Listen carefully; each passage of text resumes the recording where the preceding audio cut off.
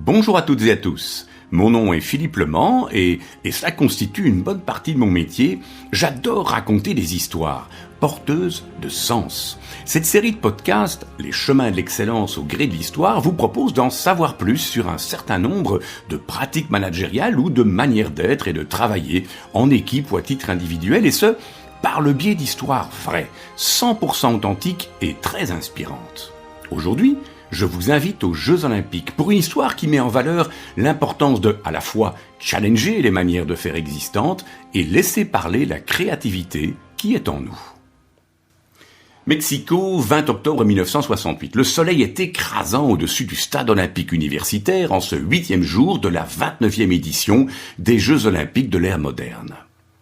Au saut en hauteur, sur les 3 concurrents encore en lice, le soviétique Valentin Gavroliv a fait tomber la barre à 2,22 m et, utilisant comme tout le monde la technique du rouleau ventral, Edgar Reuters vient d'échouer à 2,24 m. C'est alors qu'un jeune athlète de 21 ans s'apprête à sauter. C'est son 3e et dernier essai pour franchir la barre à 2,24 m. S'il franchit l'obstacle, c'est la médaille d'or et les records olympiques et des États-Unis qui tombent. Le regard de Dick Fosbury est concentré. Il sait qu'il peut gagner. Il a une botte secrète. L'athlète s'élance, fait quelques longues enjambées, prend son élan et soudain la consternation générale, prend appui sur son pied droit, lance le gauche en avant, tout son corps pivote, il s'élève et passe la barre sur le dos. Dès la victoire de Fosbury, les entraîneurs de 2 autres sportifs viennent contester celui-ci. Fosbury a triché, disent-ils. Or, rien dans le règlement n'impose une manière particulière de franchir l'obstacle. Dick Fosbury entre donc dans l'histoire en créant une nouvelle technique de saut qui désormais portera son nom, le Fosbury Flop. Cette histoire est inspirante à bien des égards. Ce qui vient immédiatement à l'esprit, c'est bien sûr l'importance et la capacité de défier le statu quo, les manières de faire existantes. Pourquoi fait-on comme ceci aujourd'hui ? Et face à de nouvelles idées, des défis, les opinions des autres, de penser « pourquoi pas ?» et non pas « oui mais ». Dans le cas du saut en hauteur, défier le statu quo avait déjà été fait par le passé. La technique en ciseaux date de 1896, une époque où il importait de retomber sur ses 2 pieds car la surface au sol de l'autre côté de la barre était dure. Puis vinrent les rouleaux ventraux. Le rouleau occidental en 1939, suivi de la technique du straddle en 1956, rendu possible grâce à l'utilisation de matelas en mousse pour la réception. On le voit, à chaque fois que notre environnement change, technologie, demande des clients, recherche et découverte, contraintes légales, nous sommes invités à challenger l'existant et à tâcher de faire mieux. Cela ne se fait pas toujours sans résistance. Bien souvent, ce qui nous limite, ce sont précisément les limites que nous nous mettons. Comme le disait Thomas Edison, il existe toujours un meilleur moyen de faire les choses. Trouvez-le. Enfin, cette histoire nous encourage à apprendre des autres. Dick Fosbury n'a pas inventé le Fosbury Flop.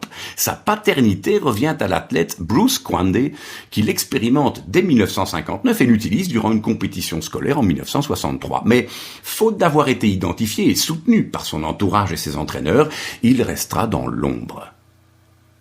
C'est par ailleurs un vrai benchmarking que fait Dick Fosbury lorsqu'il va voir la jeune athlète canadienne Debbie Brill effectuer son Brill Bend également sur le dos, ce qui lui permet d'affiner sa technique. Mais pourquoi passer sur le dos ? C'est l'étude des lois physiques et de l'anatomie humaine qui inspire ces sportifs. En effet, dans toutes les techniques précédentes, le centre de gravité du sportif est au-dessus de la barre lorsqu'on la franchit. Avec un Fosbury Flop bien exécuté, le centre de gravité peut rester jusqu'à 20 cm en dessous de la barre. Et ceci permet donc de mettre la barre plus haut.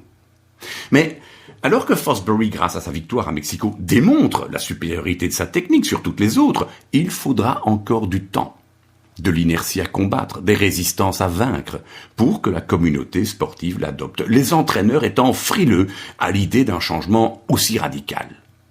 En 1972, aux Jeux Olympiques de Munich, 28 des 40 concurrents utilisent le Fosbury Flop. En 1980, ce sont 13 des 16 finalistes qui s'en servent. Aujourd'hui, le Fosbury Flop est la seule technique utilisée en haute compétition. Jusqu'à l'arrivée d'un nouveau Dick Fosbury, porteur d'une nouvelle technique. En espérant que cette histoire vous a plu, qu'elle a vibré en vous, vient maintenant le temps de l'appropriation, de la traduction. Comment cela résonne-t-il en moi? Comment traduire cela dans mon quotidien? Avec mes collègues, mes collaborateurs, mes clients, ma famille, mes amis, par quel bout commencer? Une chose est sûre, sur les chemins de l'excellence, on progresse pas à pas, un pas à la fois.